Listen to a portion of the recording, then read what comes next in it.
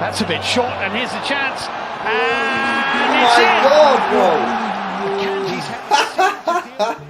Oh shit. Little clip ball in. Timber trying to get his head on it. Has that gone in? I think it has. Well, the first goal was a poor goal to concede. This is really worse. Off the wood.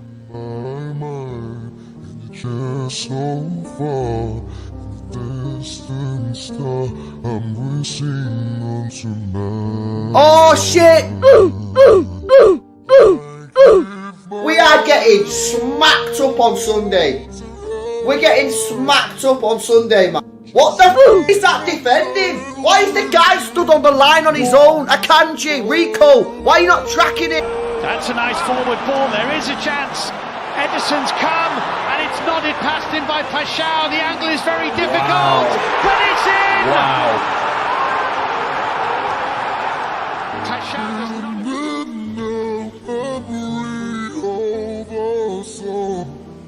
We are dead. Through. No. Oh my god. Oh my god. What the hell is that high line? What are we doing? What are we playing at, man? What are we playing at?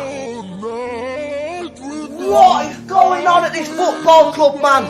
We're in crisis. Anyone says that we're not in a crisis needs to give their head a wobble. If you want to go and support a team in League 2, go and support a team in League. This team has standards now. Pep Guardiola and Sheikh have built this team to have standards. Welcome back to Straight Facts on Wednesday. The City downfall, the City meltdown continues. Breaking records, 3-0 up, 15 minutes to go. No team in the history of the Champions League has thrown away a lead like that ever. That's a crazy stat. We're delving into that. We're looking ahead of Liverpool versus Real Madrid. A big and bad day for David Coote and the PGMOL as another and a hugely more significant and damaging allegation is labelled against them. Plus, we're reviewing last night's game for Arsenal as well. I'm joined as ever by the brilliant Judge Mo and Husam with his new Dennis the Menace haircut. How are you, gentlemen? You're muted. You're on mute, thankfully. You're on mute, thankfully. We can still see your hair, though. Your hair is preventing you from talking. Well, I just muted myself. My bad. Can we stop this whole Husam slander? You get me? I'm obviously the best looking man on this stream right here. So anyway, back to the football. You get me? Back to the football. Big up everyone watching. The City downfall is here, which is a thing of beauty. Every time City are in meltdown, every time I see, because you know LB, he's ginger, innit? So every time he gets upset, his face turns into like this pink color, and it's beautiful to see, to be honest with you. And I'm loving this meltdown. And the reason why I'm extra loving this meltdown before I let my brother Mo talk is I was accused about a month ago of having an agenda when I said that City were lucky to beat Fulham. But now, you know, 6 games later without a win, I guess it's not an agenda anymore. So, yeah, big up everyone. Like and subscribe. We're back on Straight Facts. I obviously wasn't able to make the last episode because I was just taking a short break, but we're here now. Hit that like button, people. Guys, listen, we're starting. This is going to be fun. So hit that like button if you're here. Let's get to 1,000 likes or at least 1,500 likes live. And if you're watching just in the replay, like the video before you go and enjoy. It's going to be a different one. Because I don't think I've ever seen City lose 6 in a row since they were in like League 1 or something like this, or not win 6 in a row. Have they ever done when that? Hamza was an Arsenal fan. It's crazy, bro. Can we do the history? Have they ever done this, City? Ever? I mean, they must have gone 6 games without a win before. Mo, City before the Sheikh were an average club. Of course, they've lost 5 in a row or 6 in a row at some point in time. Come on now. That's different club before the I don't different know. fan base, different people that support the club. You know what I will throw out there though about City is during loads of big clubs have gone through downturn. You know, Man United got relegated in the 70s, average in the 80s until Fergie came in and rebuilt us. I understand this type of run when your team is going through a massive like we've seen Arsenal steadily decline under Wenger and then Emery and then the start of the Arteta era as he was trying to rebuild them. And it kind of makes sense. We've seen Man United break loads of really unwanted records slowly but surely over an 11-year decay. What I have personally never seen is a team that only a few months ago was considered at the peak of its powers. Nobody was questioning the squad. Nobody was questioning the hunger. Nobody was questioning the quality. Go on a run as bad as this. For a team to be at the peak of its powers and to hit a run this bad, I feel, especially in English football, and I can only go back as far as my memory takes me. I'm starting to do some research. I genuinely, and this isn't even in my life, a situation like this, one of the best teams in the world hitting a run of form, winless in 6, 5 defeats out of their last 6, breaking record after record, and their next game is away to Liverpool, where they have won twice in 20 years. This is very likely to move into number 7 for them and could get even more embarrassing. And it's crazy. It's when in 2021 crazy. Liverpool like this, they were top in December, and then Van Dijk got injured, and then Fabinho played centre back, and Alisson made. But Mo, before you go, I have to clarify. Can I finish that? No, but I will let you fully speak. You made okay. I'm not. It's not a dig at Liverpool, but can we check that? Because I remember I'll tell you something. I think we went. The people that don't know, the new people, guys, Liverpool made Champions League because Alisson scored against West Brom, if I'm not mistaken. And Liverpool were top in December. They were coming from a 99-point season, 1920. They won the league in February before COVID. And then in 2021, Liverpool were top in December and then completely crumpled because of the injury of Van Dijk and the injury of Konate as well. They had no centre back. Matip was injured. Gomez was injured, and they crumbled to the point that they were 6. Yeah. Okay, cool. But I get your point. But I want to go through that. I remember in that run of games, they who were they losing to? Do you remember when that was exactly? So I'm trying to get the details up. Yes, this was. We didn't lose. We were just without a win for 6 home games in a row at Anfield. And it was in the COVID season, the year after we won the league. So I didn't say they lost, Terry, but you have to go guys. Yeah, guys, I'm trying to get to results. So it was in the 2021 season. Yes, 2020, 2021. So when was this bad run? So I can go to that. It started with Van Dijk getting an ACL against Everton. I think game week. No, it was not directly after that. It was, I think, November or December. Something in that period. Ozan Kabak being bought in January was... No, this was before Kabak. And you know, Mo, I wanted to interrupt you, not because I thought you were cooking my club or anything. I wanted to interrupt you to make a point. Yesterday, big up Nobbins, I was watching Nobbins and asked him, yo, Nobbins, what actually happened? And he told me this is like Liverpool in 2020-21, but worse. And then I told him, why is it worse than even that? And he explained that. He said, because at least Liverpool had the excuse of essentially having no centre-backs at the club. They actually do have centre-backs at the club, do have people fit. Most of their team, like, with all due respect, now, listen, I know, like, there's one, Rodri's out, but, and I'm going to let Mo tell us his thoughts on the game first, but with all due respect, bro, this is Feyenoord. And everyone here knows, like, it's no secret, I do watch-alongs. Yesterday, Vel reached out to me, he's like, yo, which game do you want to do? I'm like, why the hell would I do City versus Feyenoord? There is literally, and I said this, like, there is a literal 0% chance that Feyenoord get anything from that game. So that this is why, like, look, I understand the injury excuse holds water. And I'm not that type of guy that says, oh, there is no excuses, you should beat everyone. I get it. But at the end of the day, there's also levels to this game. When we're talking about someone like Feyenoord, with all due respect, who are 4th in the Eredivisie, they're not even 1st in the Eredivisie. You can't even say they're like, you know, they're the potential Dutch champions or something. They're 4th in their own league. You can't make injuries the excuse. And just looking at that Liverpool run was poor, but look, they did lose 4 league games on the bounce. They did. But either side of that, there was victories. They won a game in the middle of that in the Champions League as well. So that's why I was trying to look for the dates, because that was a poor one. But they were still in those games. But there was still an element of competitiveness. Yeah, some games we only lost 1-0. I'm gonna tell you the difference between the Liverpool and this for real. The lineup that started yesterday should be smashing Feyenoord 5-6-7-0.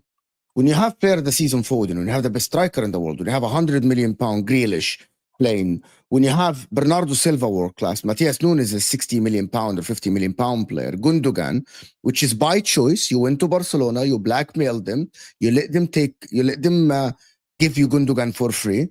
You have Manuel Akanji. We've been told he's one of the best defenders out there. Nathan Ake. Gavardiol, the best left back in the league. Enrico Lewis, the upcoming world class, based on City, not Mo. The the potential to be a world-class player. And Ederson, who arguably a lot of people say he's better than Ederson in Alisson. Yesterday he was dancing, as Husam says, Bambi on ice in the near post. Exactly, Ederson was dancing with both feet and arms. And you have the best manager in the world. The reality is, yesterday, it is not on the players. It is not on the players. This is a manager. This is a manager problem and a manager issue. When everyone crumble like this, when everyone stop playing like this, when your line look crooked, like what I have never seen football team, professional football team, in that third goal, I have never seen a back line that look like this. I can understand if one is falling behind, but I have never seen a back line that is so crooked like this. And the ball is played long. There is 15 yards between some players. Back line, that is on the manager. It is not on the players, by the way. And a lot of people don't want to criticize Pep. And I don't understand why, because he won 4 in a row. I've seen Man United fans question lineups from Alex Ferguson. I've seen Liverpool fans question Jurgen Klopp. I have questioned Mourinho at Inter, who won a treble at the end. Everyone questioned their manager. Juventus questioned Conte and Allegri. What is this protection? He literally yesterday did not know what to tell to the team. Yesterday, City, it shows one thing. And also there is one more thing. It proves that Mourinho is right. Pep Guardiola's system, even though it is the best, and I'm not going to let Husam talk after this. It's the best system in the world to win you the leagues and to win against 18, 19 teams that you play in the league. But Mourinho said, once you figure out how to bypass their press, every time you're on goal. You know that City, I've been told, and I checked it, Man City have conceded the most XG per shot. Does that mean every time a team break them, they have a big chance of scoring? And that proves that the defenders can defend. The whole team needs to have the ball. That is my take on Man What's City. your conclusion then? Because you said let Husam talk. You have to finish first. What's your conclusion? The landing is he lost the plot, Pep Guardiola. He doesn't know what to do at the current moment. And there is a deep issue running at the team. The morale is down. And also the tactics are not working. And he's being stupid and idiot and stubborn. As City fans told me yesterday, why would you insist to play the same way without your best players? Why would you insist to do the same thing over and over again? He's being stubborn and the ego is costing him. That is my take. The players cannot perform the way he wants. He needs to adapt. Simple. Simple. But more it's not Rodri. It's not Rodri, bro. It's not Rodri. Can I tell you why what you're saying doesn't make sense? And I'll give you the mic back directly because you have to explain this. Yeah. You said something, right? And I'll tell you exactly what I mean now. Let me just quickly, because I want to get this 100% correct right now. I'm pulling up the the exact lineup that they fielded yesterday, okay? As you were saying, you said something. Ederson, Lewis, Akanji, Ake, Gvardiol, Gundogan, Matheus Nunes, Phil Foden, Grealish, Bernardo Silva, and Erling Haaland. Now, let's assume everyone's fit. So I'm going to assume everyone's fit. Perhaps the only substitution I can see happening is maybe an Ake is out for a Ruben Diaz, let's say. I don't think he trusts Walker anyway, right? So I'm not even going to include Walker like that because I don't think he trusts Pep. Pep don't trust Walker anymore. And I think you could probably put Matheus Nunes or Gundogan out for Rodri. So I would say probably 2 substitutions and it's the full City team. So how can you come to the conclusion that like this is just not working anymore when it's 9 basically of the 11 players that would actually start? So Feyenoord was weak. He was 3-1-0 up. Do you know when it changed completely? He kept playing the same way when he literally stopped his only experienced DM Gundogan and put a forward, Kevin De Bruyne, who literally was just a forward. He subbed Foden and put James McAtee. He subbed Ake and put Simpson Puzzi. And he kept playing the same thing. That's why Feyenoord scored 3. It is not because he started the game wrong. He continued to do the same thing with players that are not, they cannot perform. He had nobody in that midfield. I think there's an element of truth to that, but I think this is why it's not one thing. I don't think it's all on Pep. I don't think it's all on the injuries. I don't think it's all on. I think they've got some players that are bloated and over the hill and maybe a little bit too full on winning. Some of the youngsters, like the Rico Lewises and the young lad Pussy that came on, maybe they're not good enough. But there's nothing. Pep maintains that high line. I bet if you went back and looked at multiple games if we keep it specific to the Champions League, go back and look at 20 or 30 games where he's 2-3-0 up with 15 minutes to go. I bet their line is that high still. Now you could argue they should have dropped a little bit deeper when it went to 3-2, see out those last few minutes, and I understand that criticism. Also, bringing on youngsters in that when you're 3-0 up is what we as fans and pundits call for. Well, give the youngster 15 minutes in this environment when you're winning, build up their experience, etc. So I don't feel like there's anything inherently wrong with what Pep did. What I think's happened to this team, and Rodri missing is an issue. Absolutely. There's some players whose bodies are just over the hill. There's been poor recruitment at club level, which I don't put on Pep because I'll be consistent. I don't believe that head coaches and managers are in charge of the recruitment at their clubs per se. It's the sporting directors, etc. But there's a number of things that have played a part, and it's all the chickens from a negative perspective for City have come home to roost at the same time. However, where I will criticize, again, someone here says, Terry, it's TK's fault. Again, it's not just his fault. It's a combination of things. And the reason I say that is this. And this is where I think Pep should get more criticism. And for some reason, the mainstream media doesn't want to do it. And I think this is horrendous. He has to find a solution to maintain competitiveness. He has to.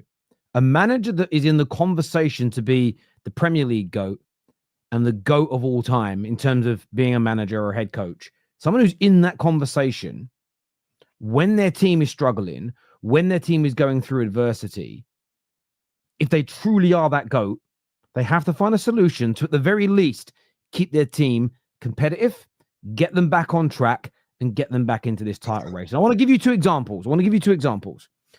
Twice when Man United didn't win the Premier League in the 90s, when we had our run of winning 6 league titles in 7 years. We did the same thing. We didn't do a 4-peat, but we won 6 league titles in 7 years.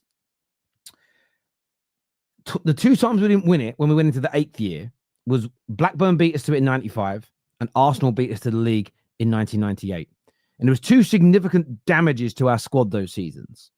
And that was Eric Cantona getting banned for kicking racism out of football and the cruciate knee ligament injury for Roy Keane. I think that was in the 97, 98 season. In both those campaigns, Blackburn, who were a very good team back then, very good squad, and Arsenal, the double winning Arsenal team, many Gooners believe their greatest ever team in 1998. We missed out by 1 point to both teams in terms of missing out on winning that league title. When in both those campaigns, and of course there was other injuries, of course there were, and suspensions, but in both those seasons, we lost our captain and our best player at that particular moment in time. So I'm not going to sit here and say that injuries don't play a part in a team going backwards slightly, because I'd be a hypocrite because I've done that for other teams. And I think that it does have an impact on you. But what I'm looking at Pep Guardiola to do here is stand up, tweak your system, find a solution. I have seen Sir Alex Ferguson, for a case in point, go away from home to Arsenal, a very good Arsenal team, play 8 defenders because of injuries, and walk away as the winner. I have seen my team win titles with massive injury problems. I've seen my team narrowly miss out on winning the league title when we've had almost our main Rio and Vidic missing for nearly a whole season, lost out by 1 point to Chelsea and winning the league. And this is where I'm looking at Pep, and I am being pernickety. I am splitting hairs because we're talking about somebody who is called the GOAT.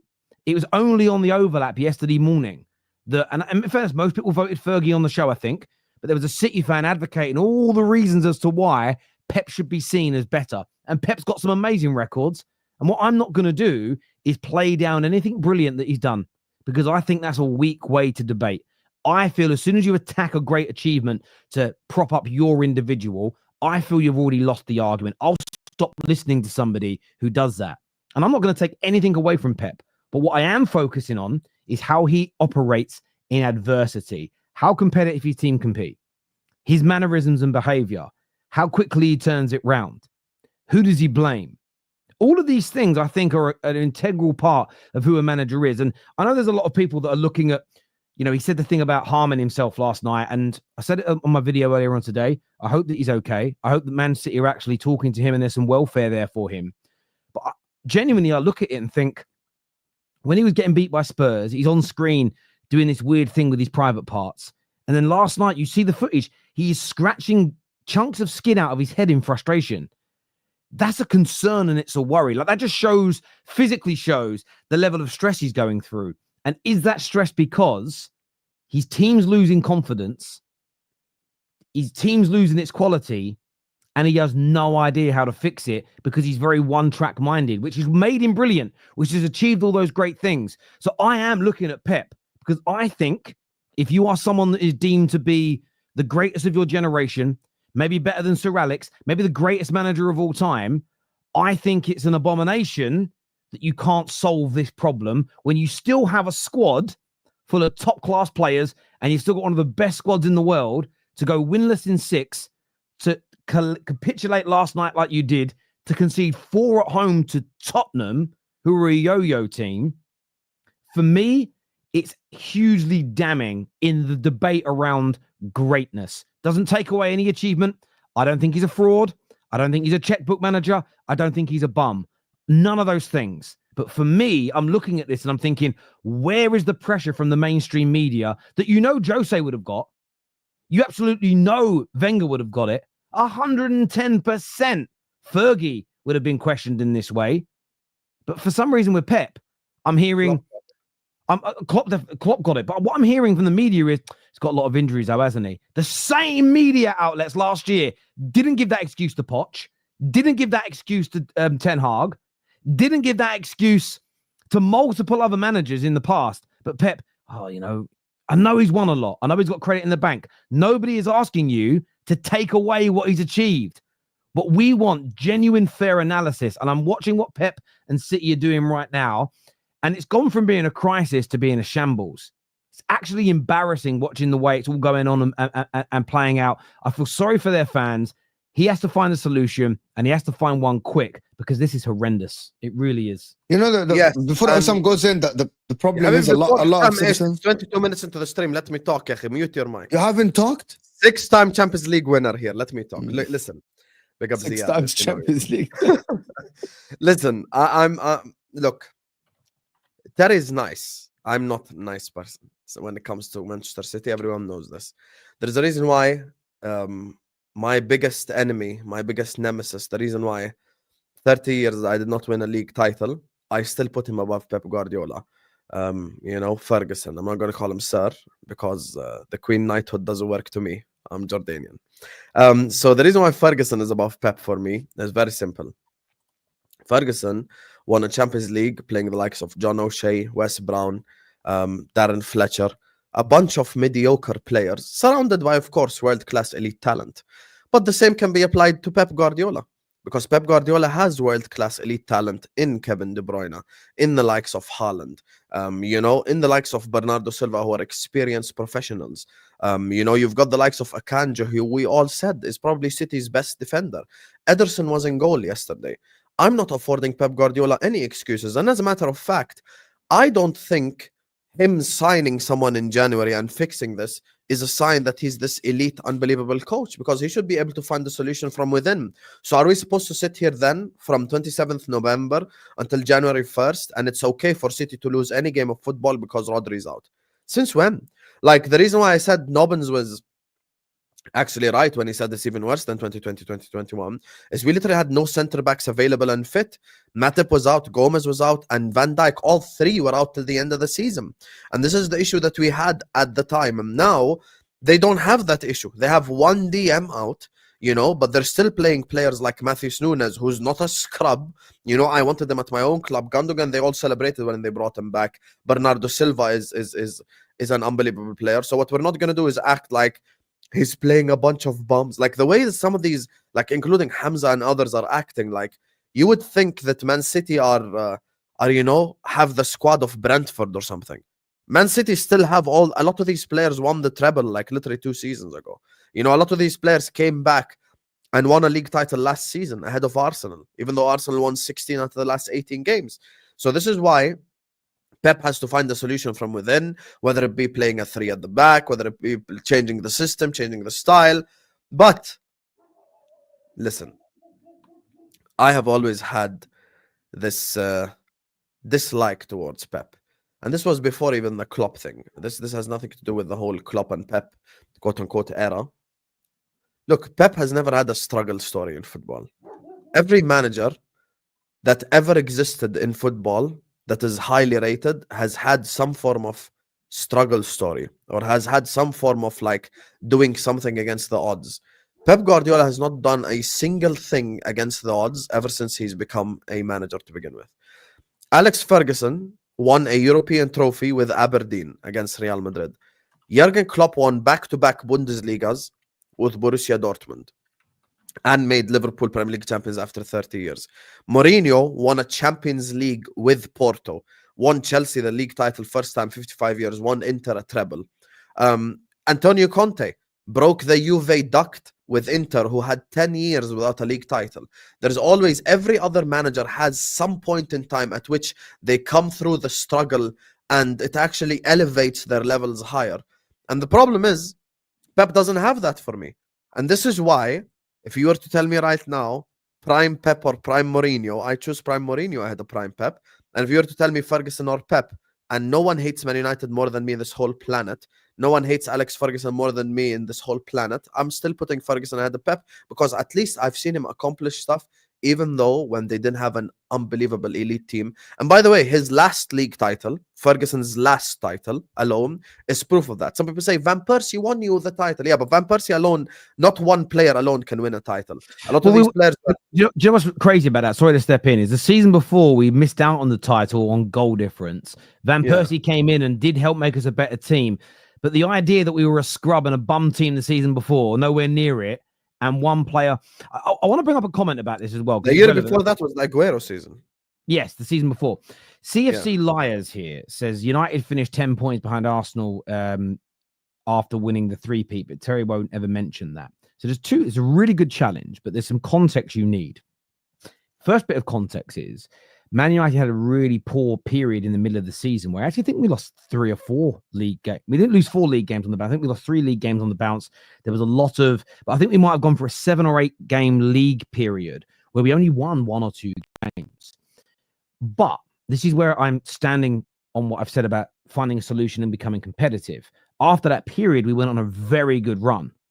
We became competitive again. That is what I'm demanding Pep does because Fergie did it. The second bit of context you're leaving out is that just before that bad run started, Sir Alex Ferguson had announced his retirement at the end of that season. And it created a lot of instability with who the new coach was going to be. There was a lot, and the players and the manager have spoken at large about this for the past 23 years since he did it. It really it made the season dysfunctional. He then announced he was going to stay and he made a U-turn and changed his mind and the form turned around. So firstly, I'm asking for Pep to do what Fergie did that season and find that competitive streak again, find the solution, which Fergie did. Secondly, what I'm asking for is for us to apply relatively equal context. If Pep had said 2 months ago, this is my last season, and this drop-off had happened, we would all understand it. But he's just signed a new deal. So you can't compare the two situations in their entirety because they are fundamentally different. Pep signed a new deal. The club says it's in a great space. Man United was going through a little bit of turmoil because its greatest ever manager was about to leave. But I wanted to address that comment because it's a fair one and it's a fair challenge, but you have to remember the context. So all I'm asking Pep to do this season isn't win the league. It's to do exactly what Fergie did that season. And that's when you've gone through adversity and you've seen problems, turn it round and become competitive. But why shouldn't he be expected to win the league, though? Can I ask you the question? Because you mentioned Ferguson. Ferguson came up against Arsene Wenger, Jose Mourinho, greats, and couldn't win the league title. That's fine. No problem. I'm not even going to use that stick to beat Ferguson with. Pep Guardiola is coming up currently against Mikel Arteta, who 3/4 of this chat doesn't rate to begin with. Many Arsenal fans are Arteta out. Many Arsenal fans have turned on their manager, with the likes of Havertz and Martinelli and other players that no one really rates. Arne Slot has come into this Liverpool side. Yes, we've had 4 world-class players who have stayed, but we have signed Federico Chiesa, signed no one, to be honest with you, and we're currently top of the league. So the expectation on Pep, I disagree with you. I'm taking it a step further. I'm saying Pep should be asked to win the league, even with Rodri out. I understand that, and I understand it, but equally, I wouldn't overly criticize a manager for not winning or doing a 5-peat, right? I'm not going to do that. What I'm looking at isn't about winning leagues, and it's about maintaining a level of competitiveness. And David here says, where's Pep's context? But okay, your job is to apply the context. What am I missing here and I'm open to this. This is why it's a conversation. What am I missing from the context of Pep where we're being unfair in asking him to find a solution and to become competitive, David? You can't just say, where's his context? You have to be the one to apply it, because I think the context is there. We've mentioned that he's got injury problems, and we understand why there's a bit of a drop-off. We understand that maybe they haven't bought and purchased as well, and the squad's maybe not as strong as people thought. But are those reasons to not be competitive? If he doesn't become competitive again for the rest of the season, is that a good enough excuse? That is what we are asking. Let's go to some of these comments that have come through here. First one says, big up, guys. The music killed me. It's a Mariah Carey song, but I slowed it right down. You wouldn't have known that was Mariah Carey, would you? But it is.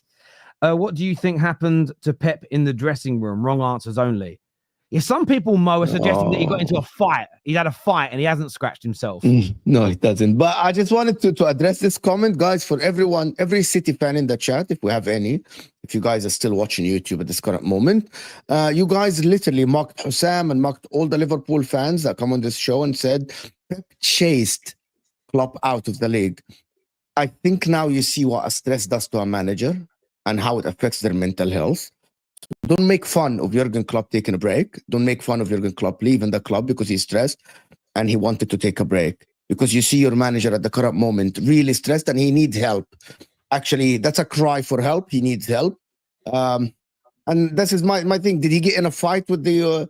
I don't think so. But Kevin De Bruyne had the strangest interview before the game, guys. If you haven't watched it, he literally said the mood inside the dressing room is weird. And I think I'm quoting exact word he used. He said, it is strange. It's not dark, because the journalist asked him if it's dark. He said, no, it's kind of strange and weird, which is an odd word to use to describe a dressing room at the current moment, to be honest. Yeah. And Kevin De Bruyne said if they don't give him a contract, he's leaving at the end of the season. So he won't play for free, though. Yeah, I wonder if Richard Dunn is going to come out and say it's a disgrace now. Yeah, I saw that tweet as well. Hit the like button, people. Yes, let's get that done right now. Pep's a checkbook fraud. Time you'll all accept this. Do you guys think that's too harsh? Yeah. No, because he doesn't have a struggle story. I'm sorry. I disagree with this. Checkbook manager is not. He makes superstars. The problem is, when chips are down, I don't think he can pick himself up. Like, to be honest, I get Bayern Munich, by the way. Of course, he can pick himself up. He can pick himself up. No, I think he made a really good team of City. He didn't buy a lot of superstars. He made superstars. Pick yourself up, Pep. He's about to spend the whole GDP of a country in January. Talk about picking himself up. Do you know what? There is a theory going around, and I know that there's a few City fans that think I've got an agenda against City. I really don't. I think I praise you quite a lot, to be fair. There is a theory going around that all this crumble is happening because City, and it's almost City are not spending as much. City are slowing down because even if they win this case, some people still think they're guilty, and this is them having to act more within their means, and it's created this like change of class of the squad and stuff like that. So it's going to be interesting to see what they do in January to answer those fan theories. Can I have a theory for you that it's a theory in my head? Pep delayed the decision of Manchester City because he wanted to go, but he couldn't find a good proposal on the table for him, someone who will offer him what City can offer him.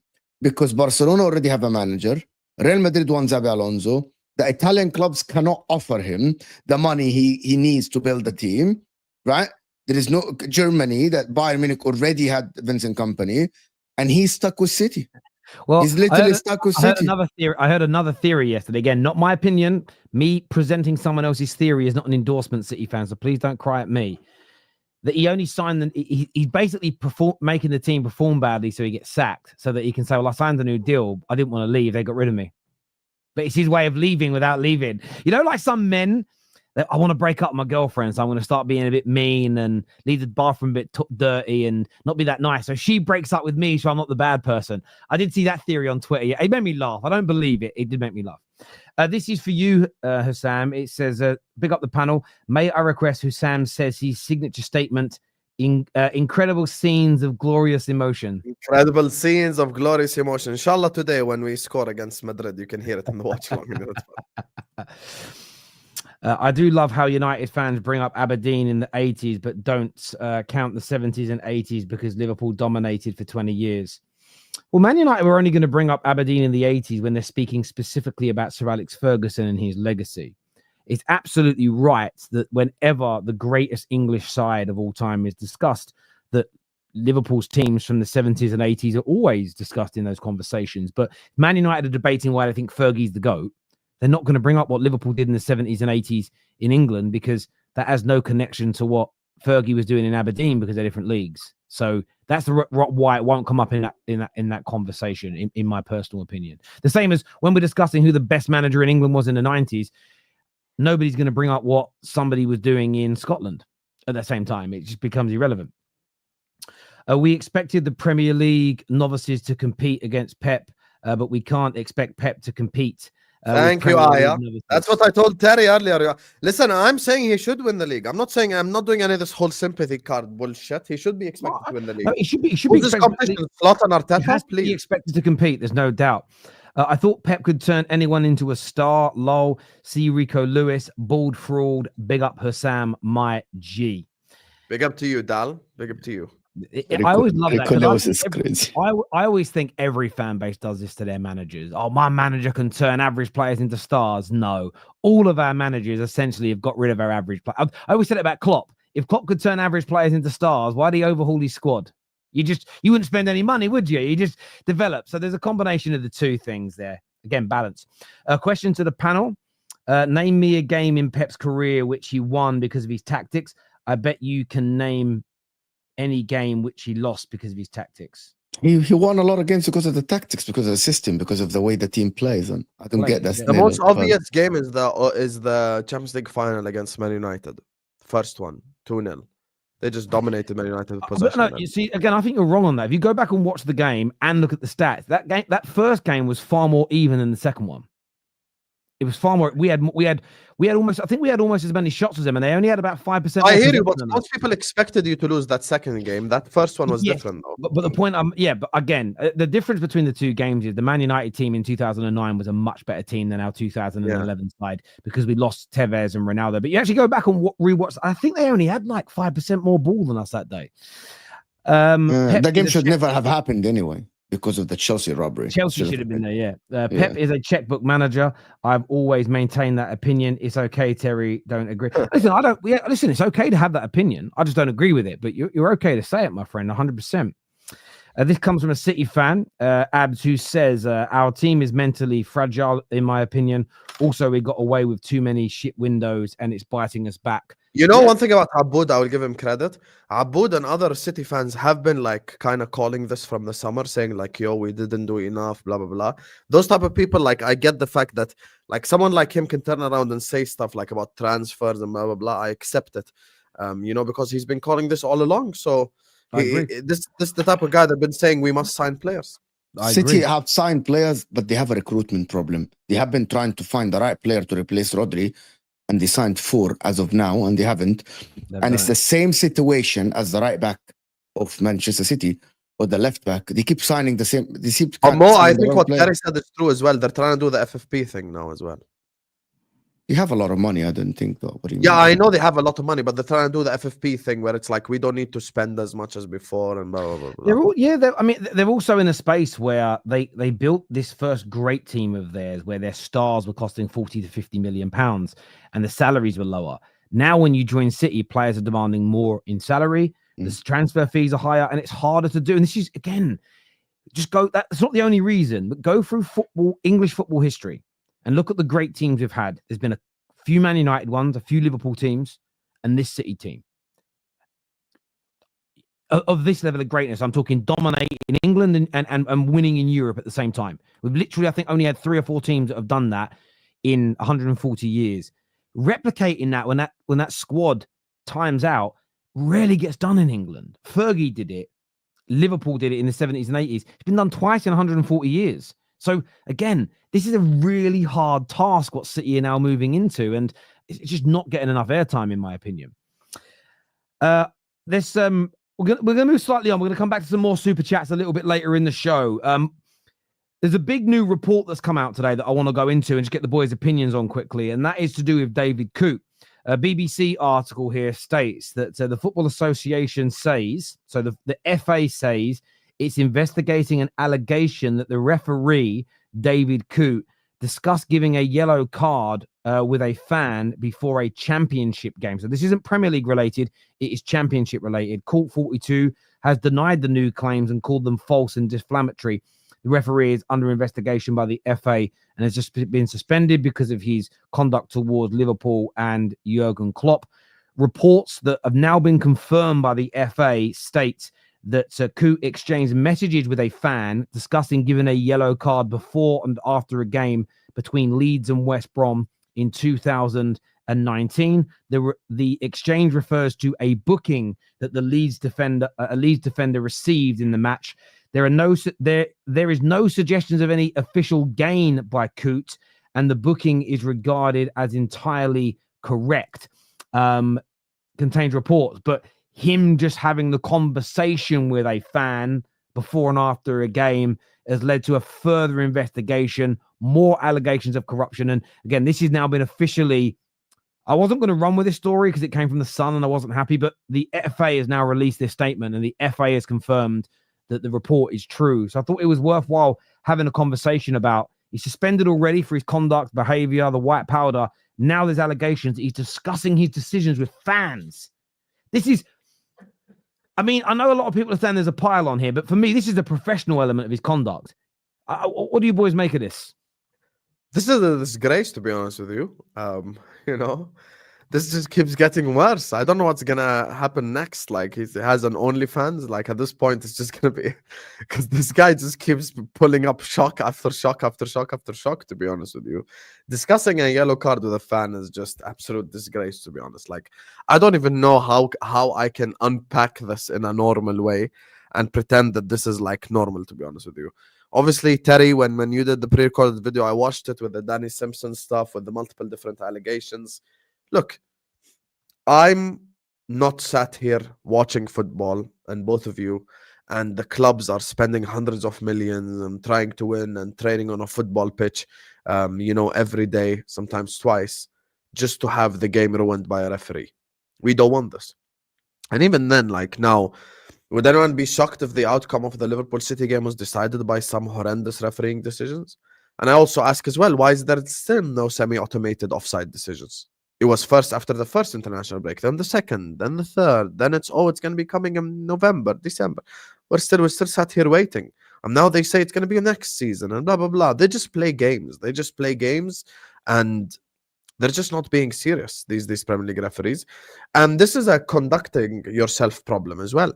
Because you can't go speaking to a fan about a yellow card. This is just like and you know what I always think when I see some stuff like this, I'm like, if David Coote's done it, someone else must have done this as well before. Like, there must be someone doing some similar shit. That's the element. WWE style. It's already decided before it happened. The game is already decided. The results, who's going to get booked. You know, that is affecting gambling. That is affecting a lot of people's lives. And listen, when I read that about David Coote today, I'm like, you're really playing with people's lives. You're playing with people's money. There is a lot of corruption here. And it's not only David Coote. Listen, I'm going to tell you something. These referees talk to each other.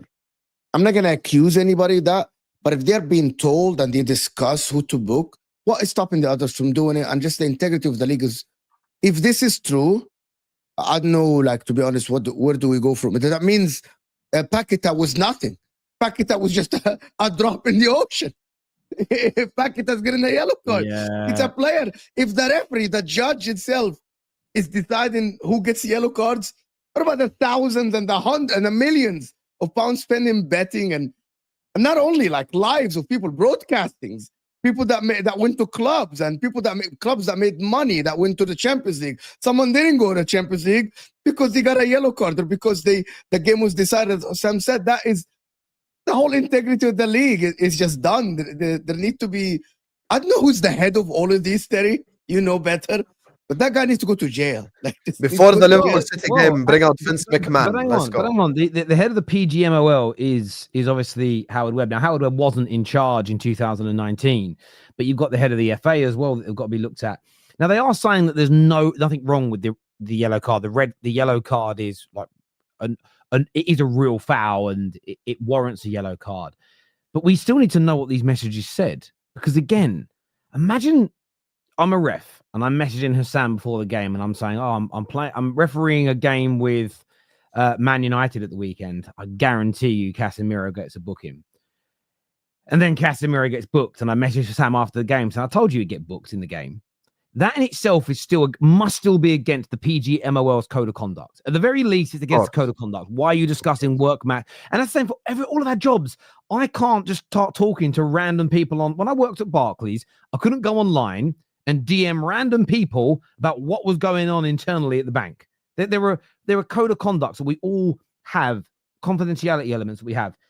Now, what I'm really intrigued to see is what was said. And it's going to be really easy to prove. The person making the allegation, if they've still got the messages, it's done, it's dusted, it's finished, it's over. Like the Sopranos, he ain't coming back.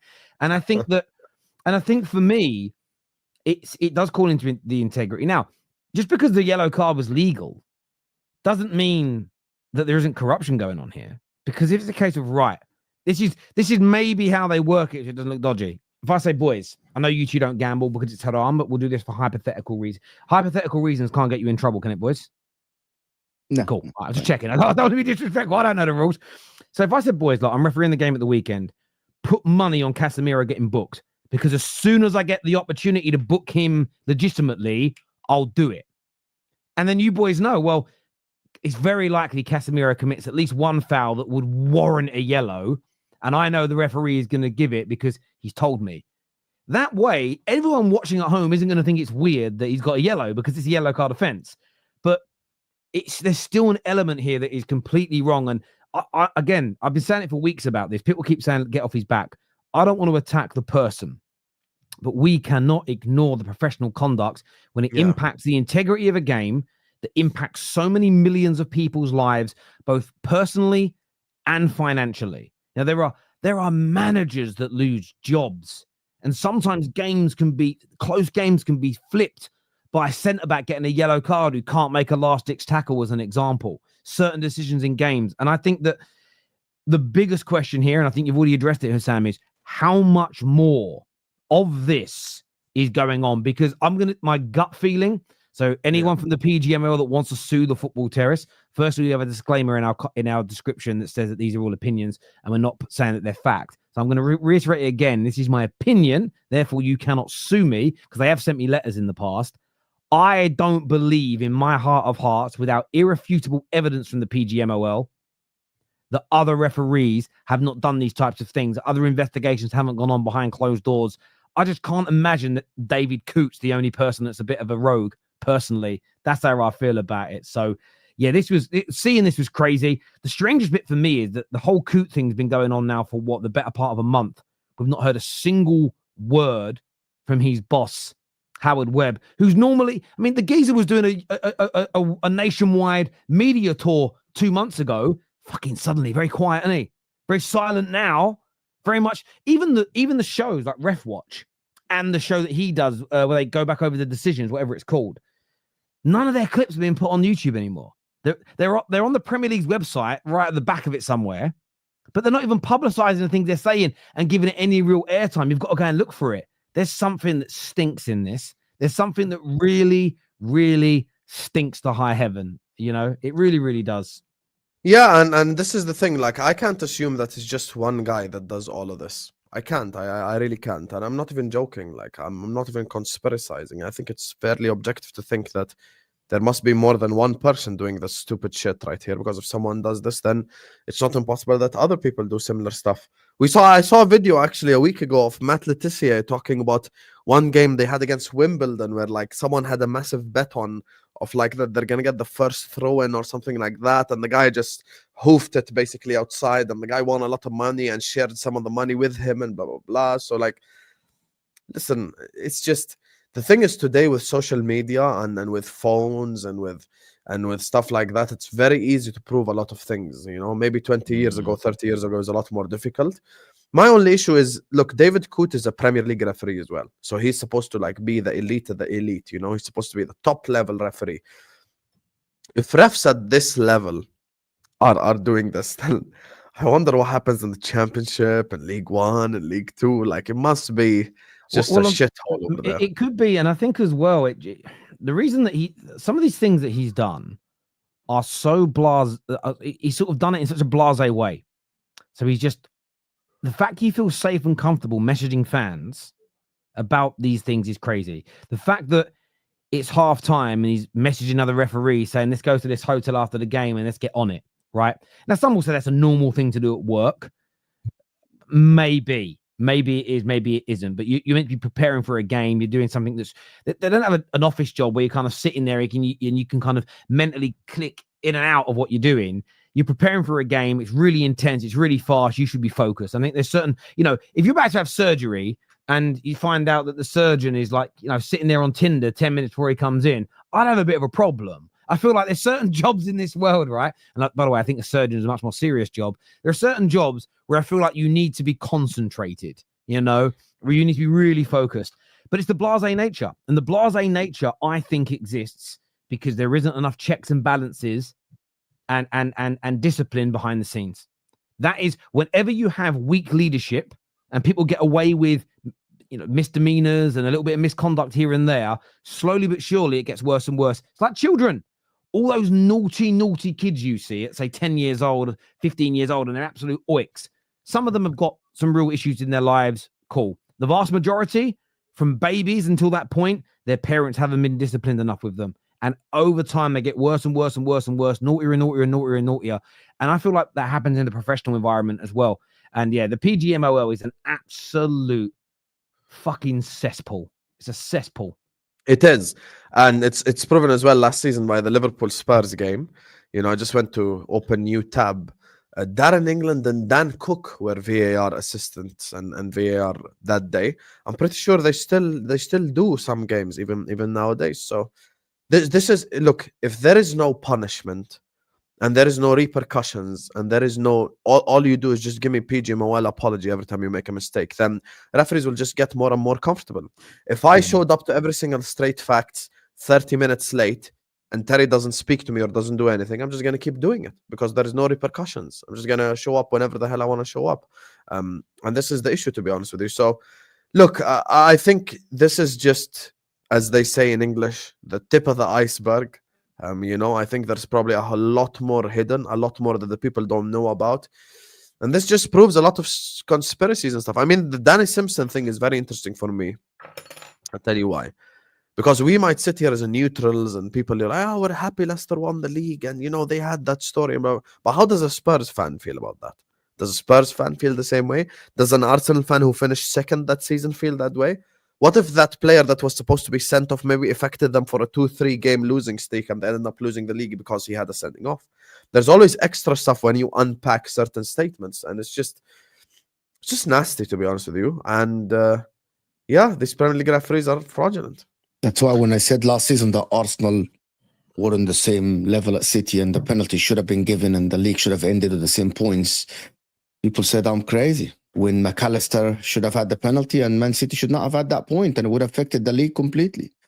And that decision was one of the weirdest decisions last season, and it affects the whole league. It affects Liverpool run, it affects City's run, it affects Arsenal run.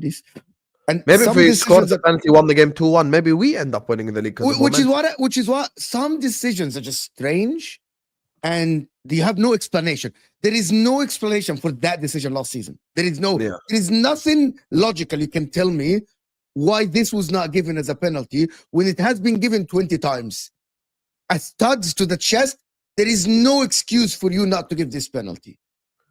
Yeah.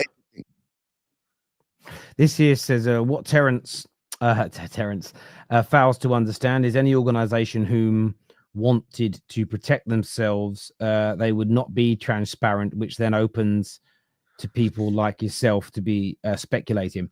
Well, I understand. Yeah, I do understand that they don't want to be transparent, but I think that they have such a powerful and important job within the world of sport and football that it should be transparent. And Rodri, by the way, you completely missed the point. You just made Terrence's point for him because they should be more transparent, you fraud. Yes. That's the whole point of this conversation.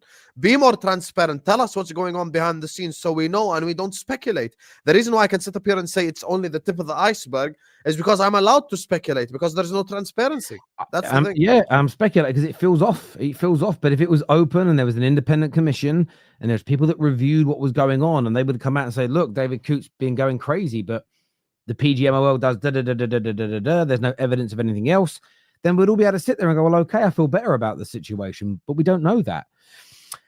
Going to some of your comments here, we're going to go to some of your super chats here. Make sure you've hit the like button, people, and make sure you are subscribing. This here says, Madrid in 2009-20 had this kind of downturn after 3 Champions Leagues in a row, finished 4th in the Liga and got eliminated in the round of 16. City are similar. Fair enough. Who was the manager then, though? Zidane is still there. Was Zidane still there? Was it? Okay, I wasn't sure. Zidane is not recognized by anyone as the greatest manager of all time, though. Again, that's also my point. I'm not saying he shouldn't go through this, Pep. I'm saying I'd like him to become competitive again. Van Dijk was injured in October, November. Matip and Gomez was injured. ACL had no centre back with the ACLs. Had no centre backs until the January window where we played Fabinho and Henderson as centre backs. And then Fabinho and Henderson also got injured. So it's not even the same as 2020, 2021 Liverpool, because even people who disliked Jurgen Klopp and disliked Liverpool came out and said, you know what? They actually, I still remember watching, rival content creators at the time say like, yo, this is a bit much now. Like everyone's literally injured. So it's not the same at all as Rodri being out at the end of the season. So yeah. I hear you on that. There's a super chat here that says Arsenal are back. United are coming. Big up Don, my G. Not United we're coming. United, we are coming. He's threatening United. Hey. Oh, sorry, United, we are coming. Sorry. Arsenal looked scary again last night, but there's a lot of people online saying they should calm down. It was Sporting without a manager. What do you make of it, Husam? Do you feel that Arsenal were top class last night? Did it show a change of direction this season for them? Yes. Arsenal were amazing yesterday. It was a 5-star performance. I decided to do Sporting versus Arsenal because I didn't know which Arsenal would turn up. But here's the thing. Arsenal fans now, even the positive ones, even who think they're going to win the league, even the Arsenal fans who are, still positive about the season, must now admit once and for all that it was 100% Arteta's fault. And there is nothing that any of you could say to deny this. These last 2 games, Arsenal have scored 8 goals in 2 games. I don't even think the last 5 or 6 games before that in total you scored 8 goals. You cannot tell me it's just about the Odegaard injury. And I'll tell you from a football perspective why it's not just about the Odegaard injury. Arteta has released the shackles off of these players. He's like, you know what? This defensive crap doesn't work. Let's just play ball. Let's just play football. Let's cook. How about we just... Because Timber and Calafiori, yes, they're centre-backs. But if you watch the game yesterday, Timber and Calafiori were almost operating as wing-backs a lot of the time. They were so high up the pitch. They allowed and they trusted, and they did the same thing in the Forest game, and Mo called it. They trusted Saliba and Gabriel to defend one-on-one.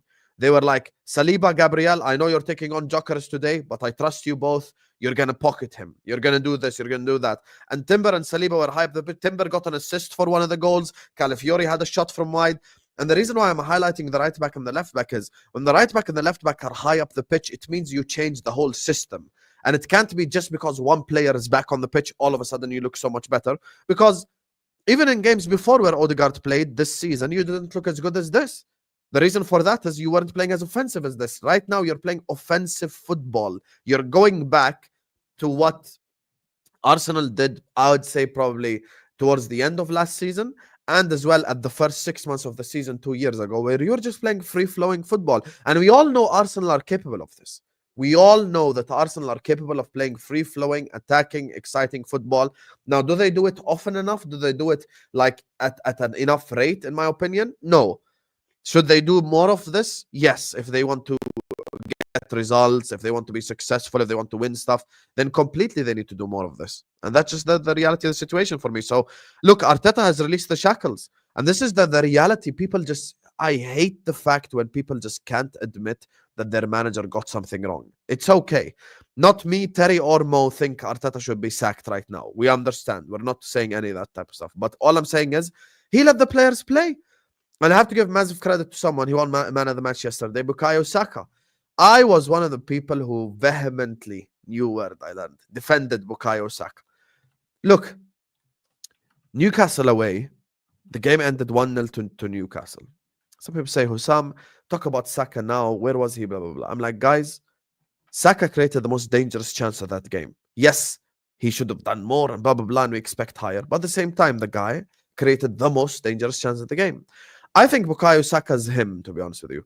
I think Saka is number one in the Saka, Palmer, Foden debate. Foden is third right now for me. So Palmer I put in second place. And Saka, when he is allowed to cook, will cook. I wish maybe 2 seasons ago, Liverpool went and bought Bukayo Saka. So we'd have seen Saka like 2 seasons under Klopp. I think that guy would have hit double-digit goals, probably even 20 goals in a Premier League season. Maybe we'd have been probably league champions because he's just capable of doing that. But this is on Arteta. Allow the players to play, bro. Not every time defend. And I don't trust him yet. So this next game right here against West Ham, and I know Mo even said this yesterday, bro, if they go back to this defensive crap again against West Ham, then Arteta has simply not learned, because you need to be able to trust Saliba and Gabriel. You can't be one of the best defenders in the world and not be trusted to defend one-on-one. You have to be able to defend one-on-one. Why is Konate amazing? He defends one-on-one. Why is Van Dijk amazing? He defends one-on-one. You have to have that one-on-one defending pack where, yes, we're attacking all the time, but these players are defending. And yesterday you saw the creativity. And it wasn't just Odegaard with creativity. As a matter of fact, I think in the second half, Odegaard had 3 or 4 bad touches that led to Sporting counter-attacks. So it wasn't just Odegaard. That's just nonsense and just weak analysis. Partey was their best midfielder to begin with yesterday and has been even their best midfielder against Forest for me. So, yeah, he allowed them to play. Saka. I just wanted to speak a little bit about Bukayo Saka. Because I said yesterday on the show, in the reaction after, when I said the good players rise when the rest of the team is not doing well. It's so easy for you to play good football when everyone around you is playing great, which is what some of the Man City players do. Phil Foden last season, the team was good. And tell me, oh, Man City were not good in the first half of the season. They literally lost without Rodri. And the second half of the season, when they were good, Kevin De Bruyne was cooking. By the way, he was involved in more games than Phil Foden in the second half of the season when they went on a great run. Bukayo Saka this season, even though all of us and everyone in the chat called Arsenal crap in the last 2-3 months since the beginning of the season, you know who created the most chances in the league? Big chances. Bukayo Saka. Who had the most assists? Bukayo Saka. Who's in the same GA as Cole Palmer and Erling Haaland? Bukayo Saka.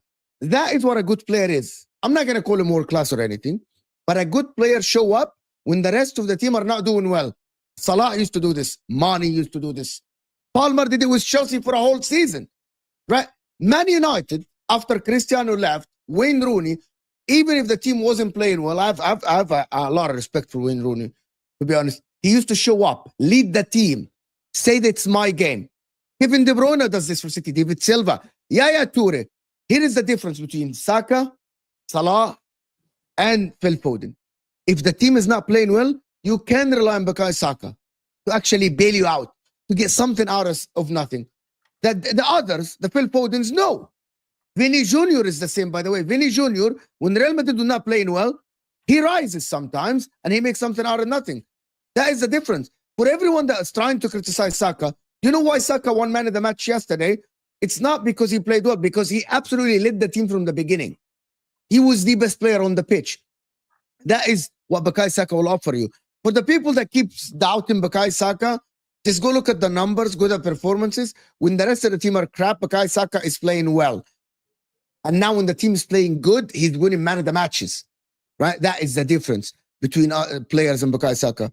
Arsenal yesterday, just to make it short, you need to really trust the defenders. That is the key element for Arsenal to play good football. It's not about Saliba and Gabriel and collective defending and all the shit, bro. Let them cook. Let the guys cook. Let them be the same defenders as last season. As Husam said, I said that. Or the year before. Yeah. Arteta, and people are saying, oh, context. No, forget the context.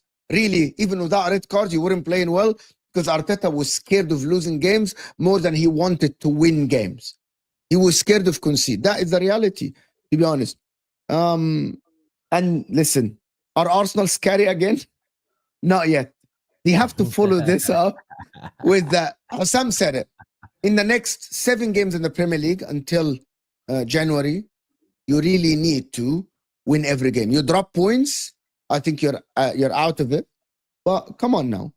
Arsenal need to win more games until January. There is no. I want to say something, Terry, because this is important. I went and I looked at the Arsenal fixtures after, like, from now on, right? Because people keep saying Liverpool will drop points, Liverpool will drop points, Liverpool will drop points, blah, blah, blah. Okay? No problem. Even if you think Liverpool will drop points, I have no issue with that. You're entitled to think that as an Arsenal fan. So I pulled up the next 7 Arsenal fixtures because this is very important if you want to talk about winning league titles.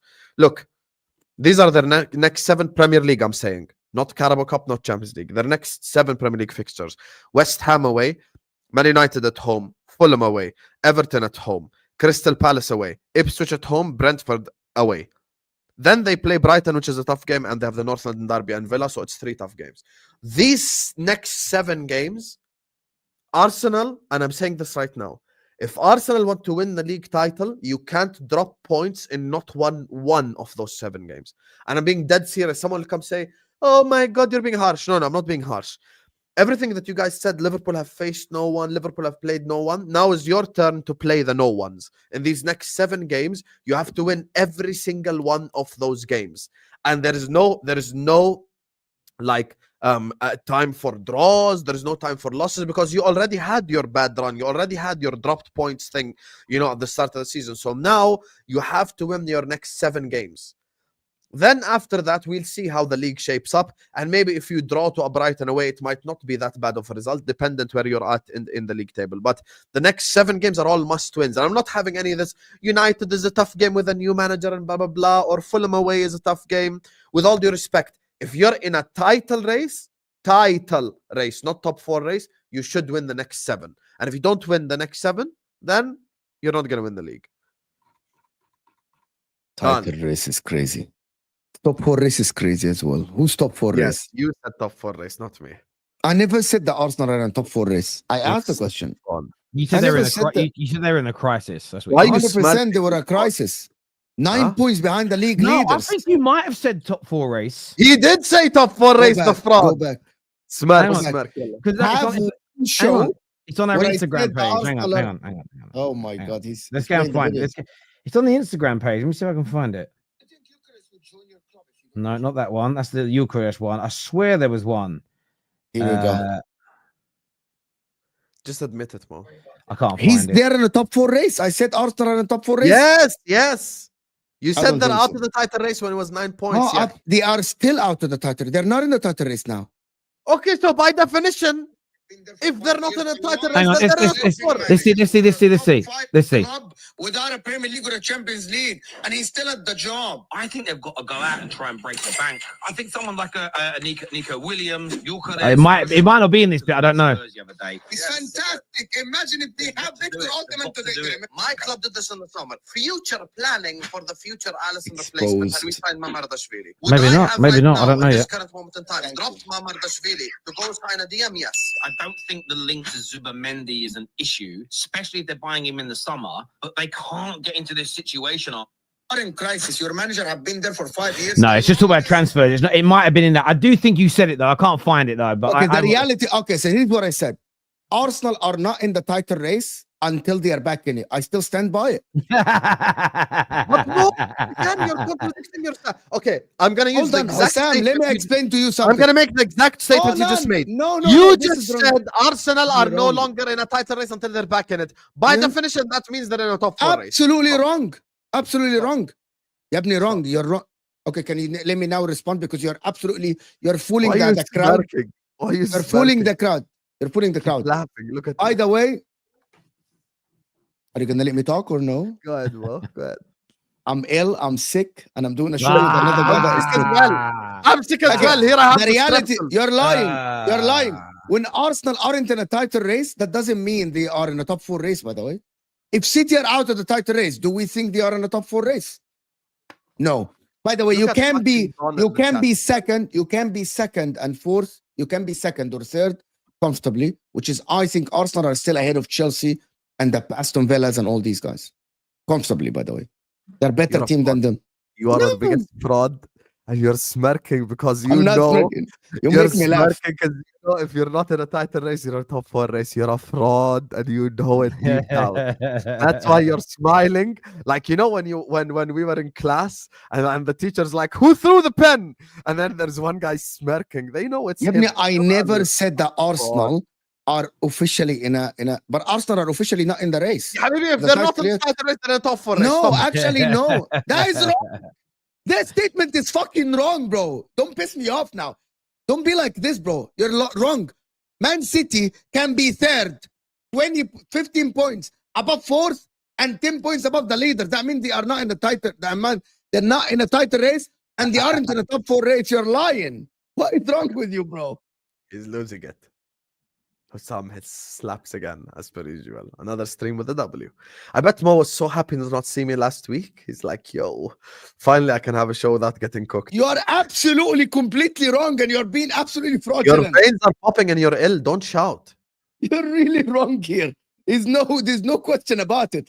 Last season, by the way, Liverpool were not in a top 4 race, even though you finished 10 points behind the leaders. What the fuck are you talking about? I hear you on that. Some super chats here. Didier says, I agree. He got spooked, but to say Martin Odegaard doesn't make a difference is wrong. For example, Odegaard means teams don't double up on Saka. Didier, you're just giving the most bullshit ass excuse I've ever heard my whole life. Because Jurgen Klopp 2 seasons ago had to play 3 seasons ago, quadruple charge season, without Mane and Salah for a whole month. And we still played attacking, sexy football and won every single one of those games. So let's not do this bullshit about you missed one player. Please stop it. Tevin here says, why I love Saka is that without Odegaard, we can see a creator type player. But with Odegaard, he can become a finisher. He can do both. Maybe not world-class yet, but what player is? Well, the world-class debate is so subjective depending upon your interpretation of world-class. One person can think Saka is, another person can think he's not, but they both could see him as equally as good, if that makes sense. Just someone's standards for world class might be higher than somebody else's, but they both see Saka here as an example. So it's look, it's by the way, he doesn't take on his men per Don. Well, he still completes a lot of dribbles per game, by the way. Yeah, look, Don's analysis of Saka, and like a lot of Chelsea fans like him, their analysis of Declan Rice, I always find it to be, it's so specific. Sorry, it's so vague, but they word it in a way like they're being specific in the sense of he needs to do more. He needs to do more. He needs to be more impactful. I don't see enough from him. But when you actually ask them to get specific around what that looks like, that's when it becomes very, more of, and then you ask them to give you numbers and facts, and they don't want to do it. Saka is class. It's as simple as that for me. It really, really is. This comment here says, class, but not world class, though. It was Arteta's refusal to use Waneri. Using Trossard is like putting tape over a pipe leak. Good for a small time, but not a long-term solution. I think that's a very fair bit of analysis. Yep.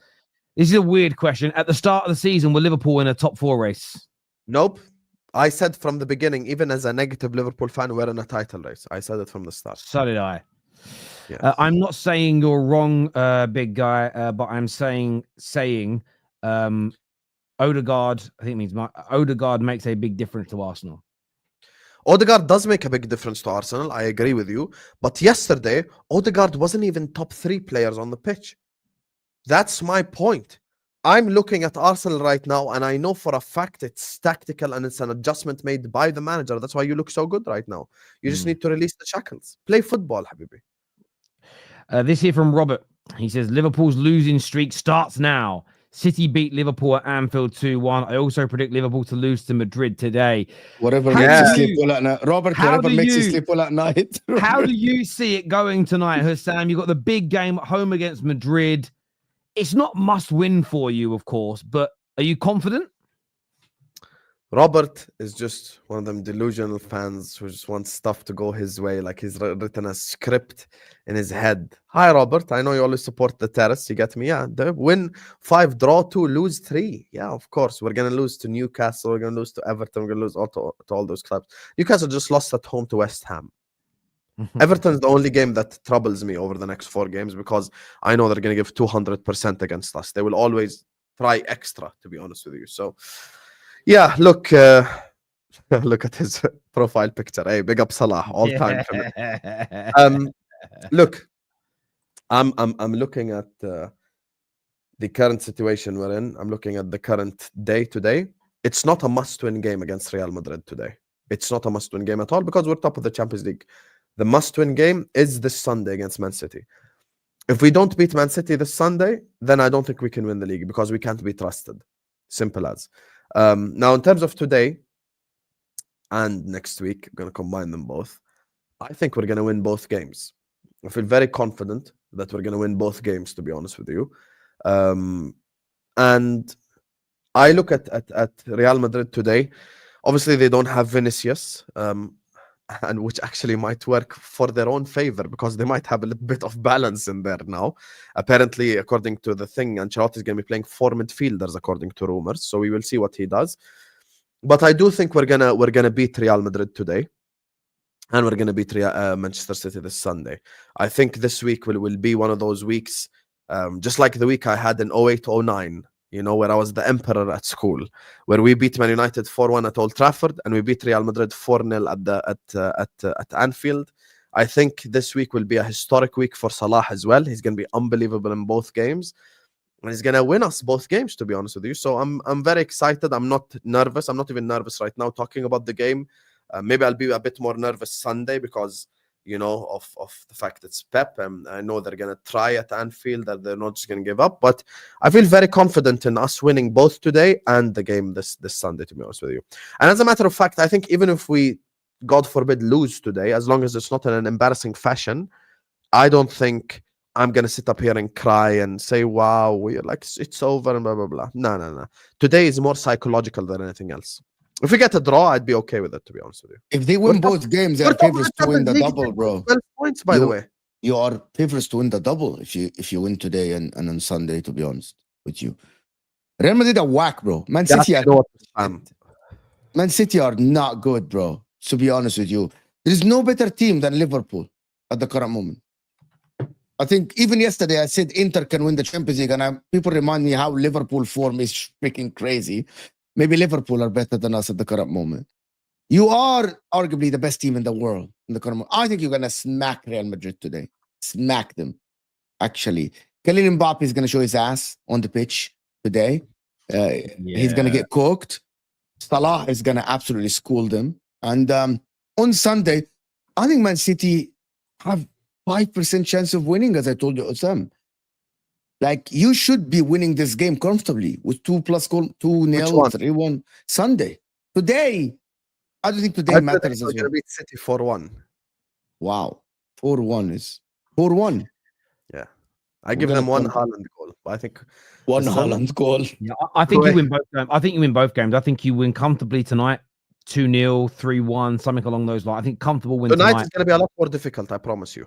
No, it's a bit difficult game, but I think you'll win comfortably. So I feel like in the end, the scoreline will be 2-0, 3-1. I think you'll win by 2 goals tonight against Madrid. I just don't think they're that good this season. I hope they beat you, but I don't think they will. And when it comes to City, I actually hope City beat you. And I'm talking purely from a title race point of view. I'd like it a bit narrower. But I think this Sunday, because I'm not going to see you boys on previews between now and then, I think you put 4 or 5 goals past City this weekend.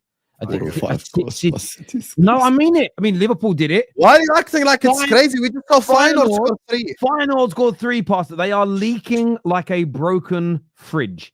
And Liverpool are so hard to break down and so hard to beat. They're a wonderful transition team. I mean, teams that are good transitioners have scored goals past this City team. Liverpool are arguably the best transition team in the Premier League. They really are, and they also know how to kill the game off. I think they score 4 or 5 goals. City might score a goal or two because they have got good attackers, but I really do think it's going to be a beatdown.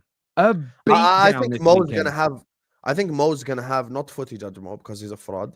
Mohamed Salah, Mo, our Mo, the Egyptian king, is gonna have a all-timer week this week. I'm looking forward to it. I feel so good about today's game and Sunday's game. Sunday's game, I even feel better, to be honest with you. Did you see what Rio Ferdinand and Martin Kuhn said, Husam? I'm very happy Ferdinand stuck up for Salah. Yeah, Perfect. he's like, he needs to stay. He said he said that Salah wasn't disrespectful. He didn't say anything that's nonsensical. He stuck to the point and he says it as it is. And he's glad that Salah called out the club. And Martin Kuhn called out the club. Martin Kuhn. Yeah. Carragher is just an FSG ambassador. He don't represent the fans. He represents himself. Martin Kuhn said something. Said angry Salah is the best Salah. He's like, angry Salah is showing you his worth. He's showing you, taking off the shirt, showing you how fit he is, how good he is. And they need to give him the contract. And I like what Ferdinand and Martin Kuhn said, even though they are like a Liverpool, an Arsenal, and a Man United ex-players, they literally stuck up for him. And like, I didn't think they would say that, bro. I agree. I think there is something that even Terry might admit. For some weird reason, United fans prefer listening to Carragher on their own club than Neville. And I'd rather listen to Gary Neville talk about Liverpool than Carragher, to be honest with you. It's really interesting. I feel like I feel like a lot of professional pundits in the last 4 or 5 years have tried to. They've seen how well the fan content has done, and I think listen. I know a lot of people call out certain. I know Goldbridge gets it, Rory gets it, Lee Gunner got it for a long time, and I defended him and still do. They're doing it for click. They're doing it for rage bait. They're doing it for clickbait. They don't really mean it. I think fans are a little different from pundits in the sense of.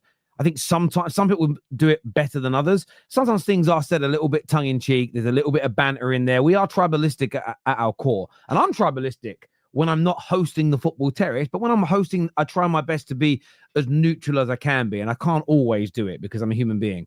But I feel like when you're a pro, you're being paid. Some of these pundits are being paid millions of pounds a year. I expect you to be honest. And I think we as football fans can see through the bullshit. You can sometimes see a certain ex-Man United pro who's trying so hard not to be biased. He's almost overcompensating and being a little bit harsh towards Man United. And you think, where the fuck has that come from? What Carragher said about Salah the other day, I don't even... When he did the whole, Slot's now going to get questioned about it. Yes, and he's helping Slot. Because Slot isn't in control of the new deals, new contracts. No manager at clubs really are. They can say, please give someone a new deal. But that decision lies with FSG. Edwards and then FSG if the money's above. Again, Edwards will have... I listened to Simon Jordan talk about this and he made it make a lot of sense. He almost stated that you almost don't want a manager being in control over contracts for players because that will cause a manager problem should Salah get a new deal and then Trent gets a new deal. But then Trent finds out that Salah was given more to him, but it was Slot's decision. That creates a real dynamic issue in the dressing room. Your manager is picking favourites, essentially, in their eyes. Equally, Edwards is in control of the club, and but he's still only limited to a budget. And even then, that's still good for a club hierarchy, because if Mo Salah says, I want 500 grand a week, and Edwards says, look, I can give you up to 400, that's my limit.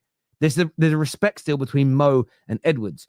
Edwards then needs to go to FSG and say, can we increase that? He can look like a hero if he gets it, as an example. There's a hierarchy to these situations. So, that all being said, Jamie Carragher stating that what Mo Salah did is going to cause Slot problems is nonsense. Slot 100% wants Salah to stay, and any pressure that can be put on FSG releasing the money so Edwards can make him the offer to make Slot's squad stronger is only a good thing. I think Jamie Carragher has completely and utterly misread the room, but this is what we get from the mainstream media. They still try and talk to us like managers run football clubs, and they don't. What Mo Salah did was respectful and needed at the same time. He wasn't speaking crap. He wasn't talking about other clubs or anything like that. I thought what he did was right. And I will say this, you lot, as in Liverpool, if you let him go, I'm going to be so happy as a United fan, because I mean this, Husam, and I don't even mean it as a dig. For the next 20 or 30 years, you will get other attackers that are really good. You may never get one as good again as Mo Salah. because he's one of the greatest in your club's history. It's maybe only one or two on his level or even better. So the likelihood of the next one being as good or better is low on a balance of probability. So you lot should be looking to keep him for the next 2 or I've seen Liverpool fans online. You don't want to give a 3-year deal of 400 grand a week to a player of his age. Does the man look like he's slowing down? Not on your Nelly. Not on your Nelly. I bet if you did test on his body, he's got the sort of physical attributes of a 25, 26-year-old. I bet he has. I bet he's not that. Yes. And on top of that, yeah. On top of that as well, I always mention positive examples. People always look at negative examples of like players who fell off or whatever. Karim Benzema won a Ballon d'Or age 34. Lewandowski is currently 36 years old, top goal scorer of La Liga with 15, 16 goals. The second guy after him has 8. So thank you, Abdulaziz. So what we're doing as currently at the football club is just unacceptable. We have to give him a contract extension because he's not slowing down. 67% of the Liverpool goals scored this season, he's been responsible for. Imagine how mad that is. I agree. This here said, did any of you guys watch the overlap where Salah was called the best right winger in the Premier League? And yeah, I did hear Saka's name get shouted. It was so funny. Listen, I actually agree. If we're doing a 4-3-3, I would put Salah on the right, potentially put Salah on the right hand side. There's no doubt. The only bit I didn't like is the Beckham element. I think he could play a completely. I didn't really. By the way, Neve, who done Rory, didn't bring David Beckham up. The young lady next to her did. But I just wouldn't personally bring Beckham into that conversation because I don't think they play the same position. But Rory tried going for it. I like Rory Jennings, as in I find him funny to watch, but he got absolutely done. Bro. He got done so bad. Me and Husam did it like I made Husam watch the video yesterday live. Husam was like, okay, he's like, can you go back to his face when she told him, but he only has 5 assists behind Beckham? And Rory like, see, my argument he never believed it. See, my argument would have just been, I wouldn't compare the two because they play about 30 yards. Like Beckham did play about 30 yards deeper. I wouldn't compare the two. That would be my argument. And not everybody would agree, but I don't really mind. But when you go in on stats, you have got to know your stats like Neve did to within an nth degree because you can get caught out bad. He really, really did. This here, very quickly, we're right near the end of the show. Dancing in November, crying in May. It's the Arsenal way. I like that. That's actually quite funny. Rank the strikers: Benzema, Lewandowski, Suarez, Zlatan in order from worst to I'll best. put Suarez first, Lewandowski second, Benzema third. Actually, Zlatan third, Benzema fourth. No, Suarez. Actually, no, sorry, Suarez. Benzema third, Zlatan fourth. Sorry. Yeah. I'm Suarez, Benzema, Lewandowski, Zlatan. Yes. I would go Benzema, Lewandowski, Zlatan, Suarez. For what Suarez did to Patrice Evra, I can never rank him number one. Be honest, that is me being biased. I will never rank him number one on anything. Doesn't deserve it. I hear you. To be honest, I don't like the guy. But yeah, on football, I get it. I'm just not doing it because I don't like the geezer. I will take all a treble if all 3 left, Terry. Yeah, question. Let me ask Terry that. Terry, if I ask you a big 3 like Mohamed Salah and Trent and Van Dijk, if I give you a treble now, would you take it? Meaning the 3 would leave if you were a Liverpool fan. Yeah, I think I would. I'm hungry, don't it? I think I would. Problem, you know what the problem is? I said no. Sam is the only big club that haven't won a treble from the biggest clubs Yeah, in the world. but we're not the only big club because Madrid don't have a treble. I'll tell you something about it. But I'll tell you something more. Look, You want the only thing that Man United have on you is a treble. The reason why I say no is my football club can't be trusted to replace all 3. So we might end up winning a treble and then having an Inter Milan run of going 10 years without a league title. That's not impossible. This guy won a treble in 2010. Eto'o, Milito, blah, blah, blah. You can ask him right now. He's an Inter fan. They ended up selling or not extending the contracts of a lot of these stars, 3, 4, 5, 6 players. Then they had the banter era of the likes of Freddie Guarin and others mediocre players. So what if we do win the treble? Your point, but let me say this is important. What if we do win the treble? And I'm giving a plausible scenario, non-bullshit, typical FSG type stuff. What if we do win the treble, and then at the end of the season we replace Mo with Mbuemo, we replace Van Dijk with Goncalo Inacio from Sporting. I knew that was going to be your point, but you could also argue, what if in 3 or 4 years' time, when all but Trent, so the Mo and Van Dijk are too old, and you've got to get rid of them. What if by then you haven't won another Champions League or Premier League? Yes, exactly. I would take the trophies at hand. But look, I've got to go to a school appointment with the kids, boys. Look, gents, thank you both very, very much for coming on.